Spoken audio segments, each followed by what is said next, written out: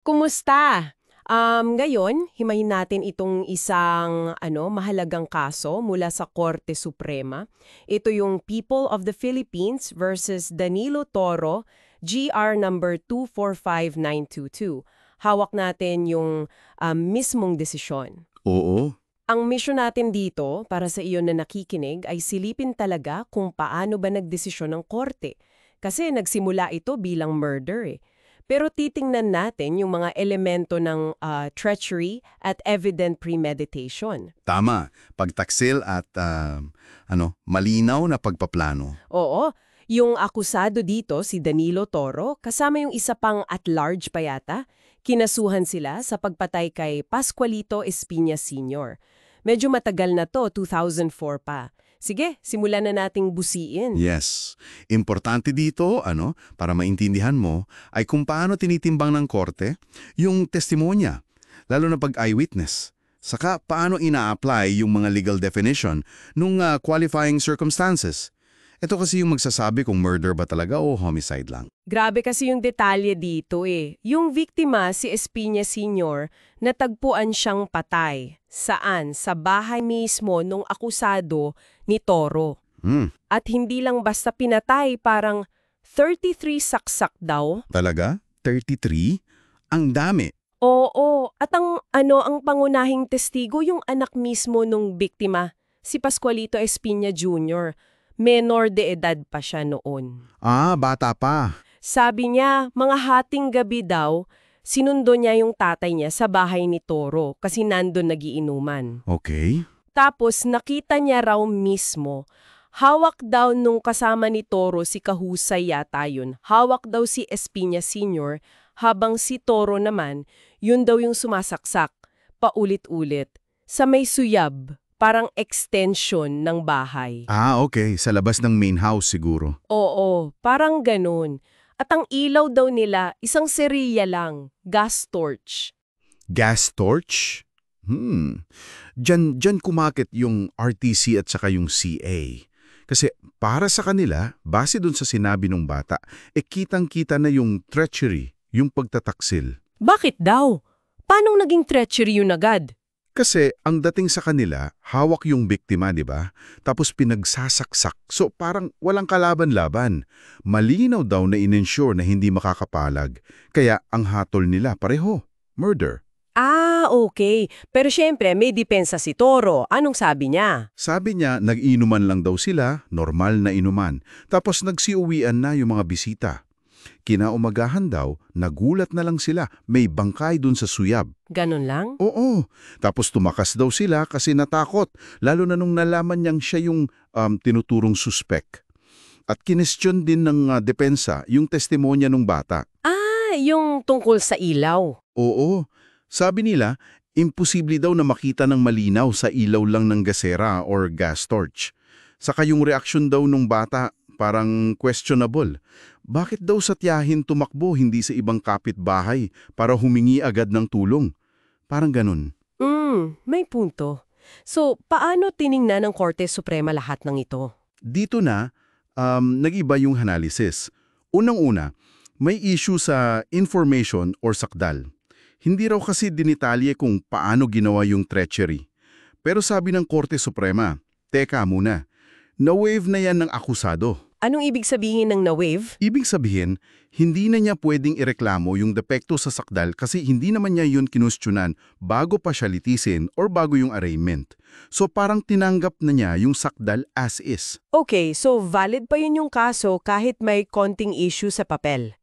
Pero sa ebidensya mismo? Ah, dito na talaga nagkatalo. Pagdating sa ebidensya para patunayan yung treachery, sabi ng Korte Suprema, kulang. Teka. Paanong kulang?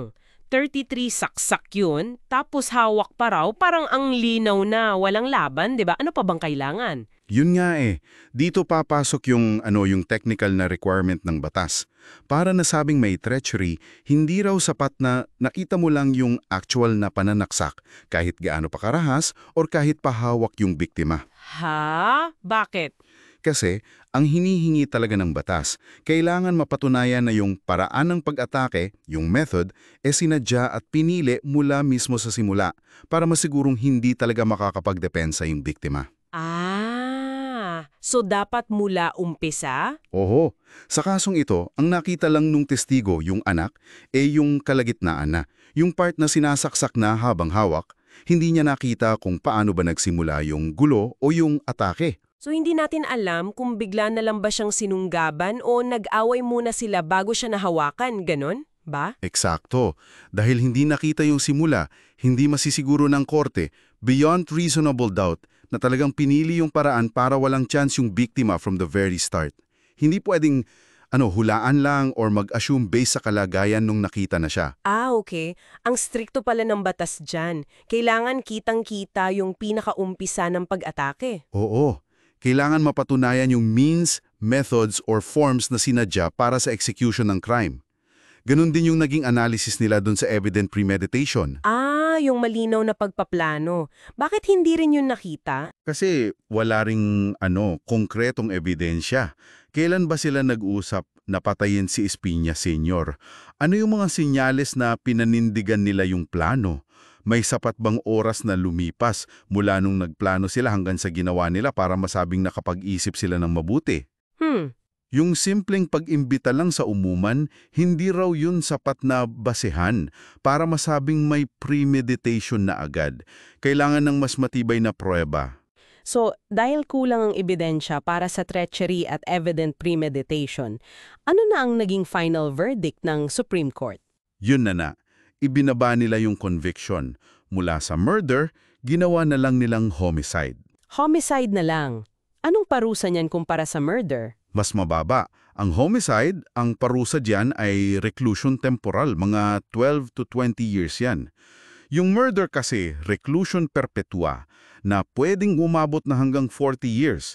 Yun yung madalas iniisip nating life imprisonment, bagamat hindi technically life. Malaking bagay yun.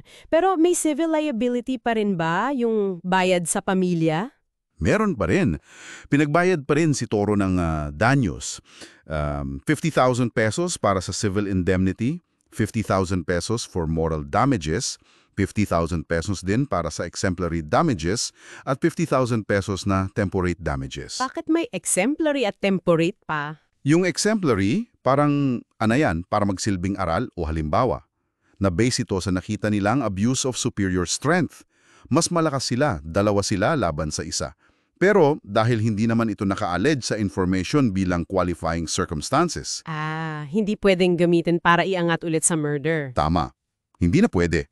Pero pwede siyang maging basehan para sa exemplary damages. Yung temporary damages naman binibigay yun pag alam mong may pinsala talaga, lalo na sa gastos sa libing, pero hindi mo lang ma-quantify exactly kung magkano. So, nag-award na lang sila ng 50,000 pesos. Oo, malinaw na malinaw. So, para sa mga nakikinig, ang mga key takeaway dito, una, yung testimonya ng eyewitness. Napaka-importante niyan. Pero dapat tinitingnan kung nasaklaw ba niya yung buong pangyayari, lalo na yung simula, dahil para ma-prove yung treachery. Oo, critical yung simula. Pangalawa, yung mga qualifying circumstances na yan, yung nagpapabigat sa krimen, kailangan talaga ng mataas na level ng pruweba. Diretso dapat. Hindi pwedeng inference lang or hula. Tama. Hindi pwede ang parang o siguro. Dapat sigurado. At pinapakita rin nito yung kahalagahan ng pagiging mitikuloso sa paggawa ng sakdal or information. Dapat kumpleto ang detalya ng aligasyon. At syempre, paalala na ang batas ay may sariling lengguwahe at requirements na kailangang tugunan ng ebidensya. Oo, hindi lang yung common sense na pag-iisip, kailangan yung legal requirements ma-meet, lalo na kung kalayaan ng tao ang usapan. Saktong-sakto, bilang pangwakas na iiwan nating palaisipan sa iyo. Paano kaya kung halimbawa lang, na-describe nung bata yung mga pinakaunang segundo? Kunwari sinabi niyang, bigla na lang pong sinunggaban si tatay habang nakatalikod siya at umiinom. Mababago kaya yung desisyon? Malaki ang posibilidad. Ano kaya ang sinasabi nito tungkol sa hamon ng pagkuha ng hustisya kapag ang pinangahawakan mong ebidensya ay galing sa alalaanan ng isang tao, lalo na isang bata na dumaan sa isang nakakatrumang pangyari. Pag-isipan mo yan.